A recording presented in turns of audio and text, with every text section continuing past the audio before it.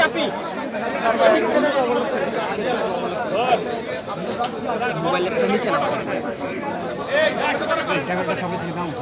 এত উপরে উঠাইলে তো পিছনে পাচ্ছি না ভাই,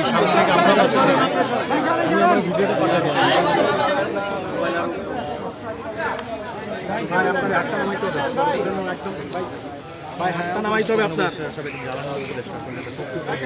ভাই আপনার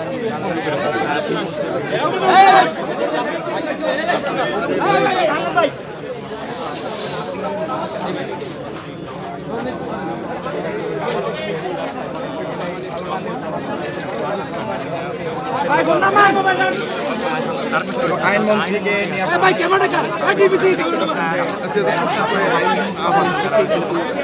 নিয়ে আসা হচ্ছে। যদি একটু দেখানোর চেষ্টা করি, একের পর এক 13 জনকে। শুধু দর্শক, আমরা দেখতে পাচ্ছি একের পর এক যারা এই জুলাই আগস্টে গণহত্যা এবং গণহত্যার সাথে যারা জড়িত ছিল, শেখ হাসিনার সরকারের সাথে যারা গণহত্যা গুম খুন সাথে জড়িত ছিল, সেই আসামিদের আন্তর্জাতিক ট্রাইব্যুনাল থেকে এইমাত্র তাদেরকে গাড়িতে উঠানো হচ্ছে, পুলিশের প্রিজন ভ্যানে নেওয়া হচ্ছে, আমরা দেখতে পাচ্ছি এবং সেটা আমরা দেখে যাচ্ছি।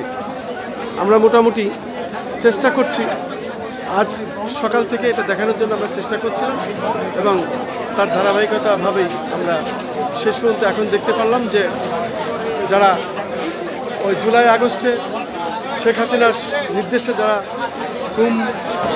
গুম এবং খুনের সঙ্গে জড়িত ছিল, হত্যার সাথে যারা জড়িত ছিল, সেই সকল আসামিদের আন্তর্জাতিক ট্রাইব্যুনাল থেকে এইমাত্র তাদেরকে প্রিজন ভ্যানে করে নেওয়া হচ্ছে এবং তাদেরকে আমরা দেখলাম পর্যায়ক্রমে আসামিদের তারা প্রিজন ভ্যানে করে পর্যায়ক্রমে নিচ্ছে। আমরা সেটাই দেখানোর চেষ্টা করছি। আমি খন্দকার মাসুদুজ্জামান, আন্তর্জাতিক ট্রাইব্যুনাল সামনে থেকে।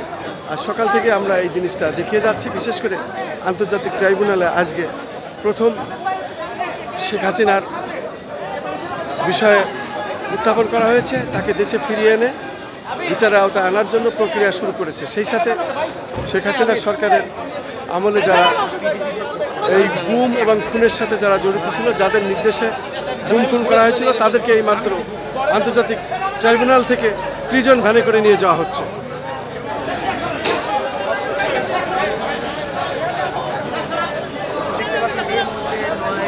শুধু দর্শক দেখতে পাচ্ছেন, আমি দেখানোর চেষ্টা করছি আন্তর্জাতিক ট্রাইব্যুনাল থেকে যে আসামিদের নিয়ে যাওয়া হচ্ছে প্রিজন ভ্যানে করে।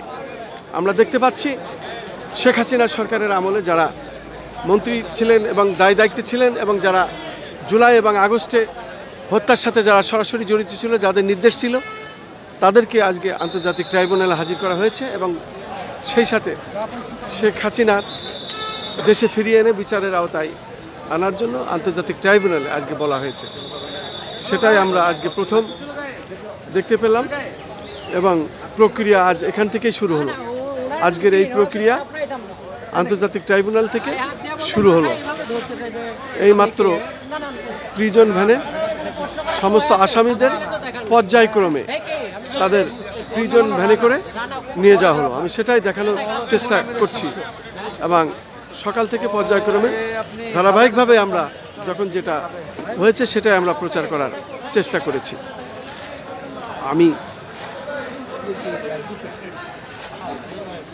আমি খন্দকার মাসুদুজ্জামান, ধারাবাহিকভাবে আমাদের যে কাজটি আমরা করে থাকি ঠিক তার ধারাবাহিকতায় আজও আমরা আন্তর্জাতিক ট্রাইব্যুনালের মধ্যে কাজটি দেখিয়ে যাচ্ছি।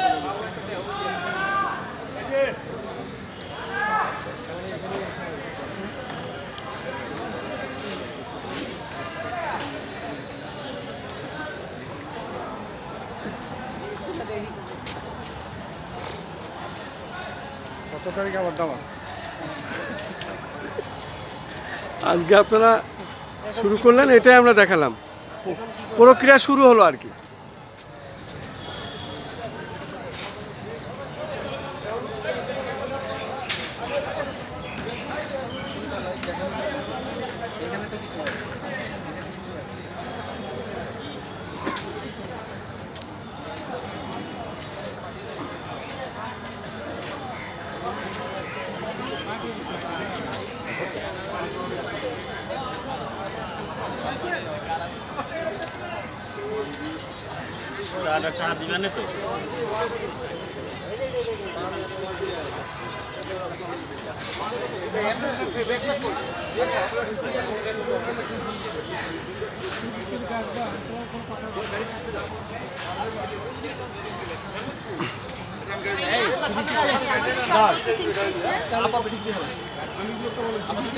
শুধু দর্শক, আন্তর্জাতিক ট্রাইব্যুনালে যে অপরাধীদের বিচার, সেই বিচারের প্রক্রিয়া আজকেই শুরু হলো এবং সেটাই আমরা আজকে দেখানোর চেষ্টা করেছি ধারাবাহিকভাবে।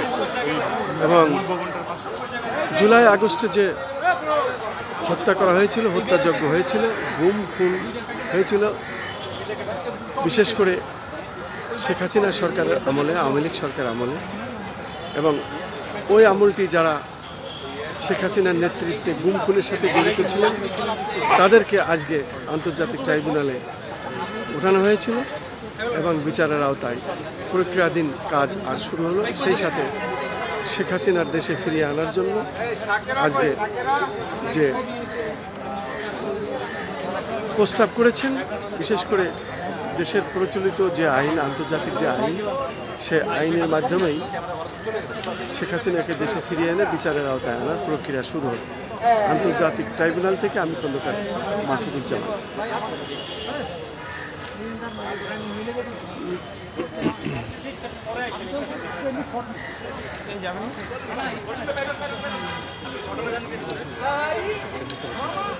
কই